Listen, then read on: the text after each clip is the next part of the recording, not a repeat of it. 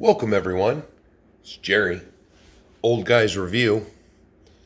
So let's just call this Phase 4 of the P802. I got a little carried away today.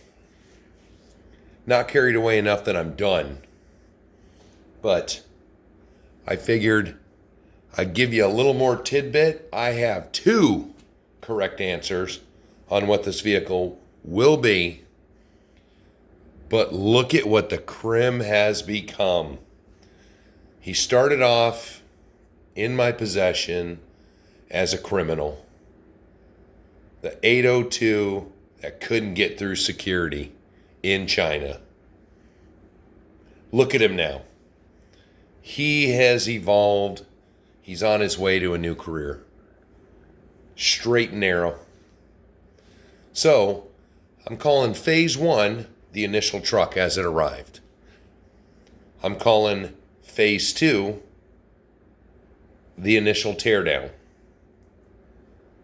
Phase 3 was what I showed you in the last video, where all the parts ripped apart, spread out, painted. Of course, it got more painting, and I spent today not doing any of the upgrades yet because I just wanted to see this truck back together. So we'll do a quick fly around and we'll see just the little things. Decided to go with the chrome gas tank because this obviously is not a military vehicle anymore. And since it's a diesel truck, not a gas truck, it's got diesel cans now. Of course, we're still missing a big section. Should be right about there. Not there. Everything else, little details. You can see there's my winch.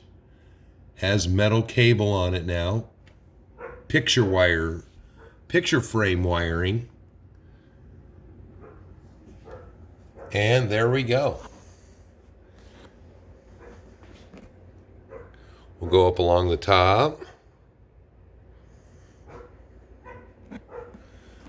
There's where we're at.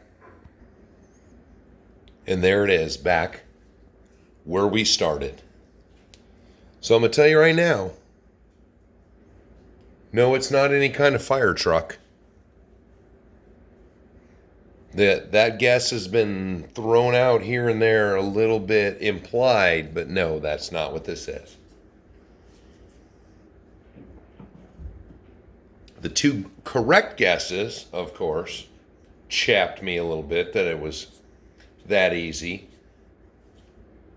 But I will also say that stickers that were ridiculous on a military vehicle have now made their way. The truck. Oh, there's some safety stickers. Never would be on the military version, but there we go. Working on a little hook somewhere. Got a couple of options. I removed the disconnect. It's got a handle on it. Why would I need a servo that didn't seem like it was really strong enough to actually disconnect the trailer if I truly used it for that function? But they don't have a trailer with automatic legs anyways. And the Tamiya ones are just a little bit short. So I will be testing my heavy haul trailer on this to see how it works. But before I go, so I could show this, my Let It Fly on Fridays, I kind of told you a tidbit, but I really didn't explain the whole purpose of it. So we've got a truck sitting here. I'm going to do it quick. So your front shocks that are right here, I'll have to tighten that up. When you have the cab and everything on here, the truck sits low. And when you go over terrain, this wheel is always almost rubbing the fender liner. So you replace these two front shocks, which will keep that front end beefed up. And then you replace these two rear shocks. So when there's a heavy load on it, it'll ride more like it should. So that was the trailer shock swap I was talking about on Friday. There it is as a show once again. Thanks to That's My RC for letting us know about that little tidbit. And, I decided to make this. It's the end of the night. I'm going to go upstairs and sit down. I've been out in the shop all day long, getting this detailed up and put back together slowly, a piece at a time. So hopefully within the day or two, I didn't realize just how intricate the cab is. But there's another deficiency I found. I guess we could call it a deficiency. So HG still got the cab out, did the mirrors on it, did the door handle.